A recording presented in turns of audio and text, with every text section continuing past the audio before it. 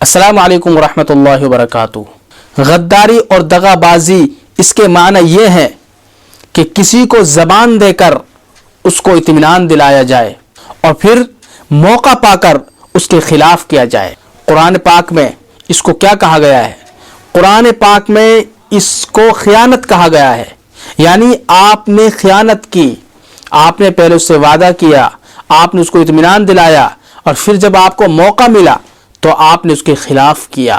جب آپ نے اس کے خلاف کیا تو ظاہر سی بات ہے آپ نے خیانت کر دی۔ حدیث شریف میں ہے کہ رسول اللہ صلی اللہ علیہ وسلم نے ارشاد فرمایا کہ قیامت کے دن ہر غدار کا ایک جھنڈا ہوگا، ہر غدار کا ایک جھنڈا ہوگا، یعنی اس سے اس کی بدعہدی اور غداری کی تشہیر ہوگی۔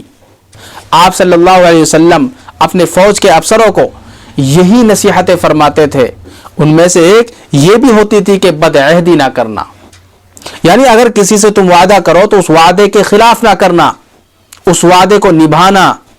اگر آپ نے کسی کو اچھا اطمینان دیا ہے تو آپ اس کے خلاف نہ کرنا، یعنی دشمنوں سے معاہدہ کر کے پھر غداری نہ کی جائے۔ غداری کرنا ایک بہت بڑا گناہ ہے اور غداری منافق کی علامتوں میں سے ایک علامت ہے، کیونکہ منافق غدار ہوتا ہے، غداری میں مشہور و معروف اور بہت ہی ماہر فن ہوتا ہے۔ اس لیے غداری کرنا کسی کے ساتھ، یعنی یہ سمجھو کہ آپ نے اس کی امانت میں خیانت کر دی۔ خبردار، جو کسی قوم کا امیر ہو اور لوگ اس پر اعتبار کرتے ہوں اور پھر وہ ان سے غداری کرتا ہو، اس سے بڑا غدار کوئی نہیں ہو سکتا۔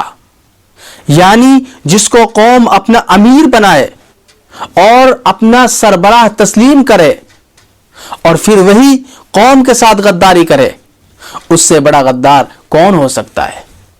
اس لیے اللہ تعالیٰ سے دعا کریں کہ ہم کسی کے ساتھ غداری نہ کریں، غداری والے صفت کو ختم کریں۔ ہر کسی کے ساتھ اگر ہم نے اس کے لیے زبان دی ہے، اس زبان کے خلاف نہ کرے، اس زبان کے مطابق کرے۔ جزاک اللہ۔ السلام علیکم ورحمۃ اللہ وبرکاتہ۔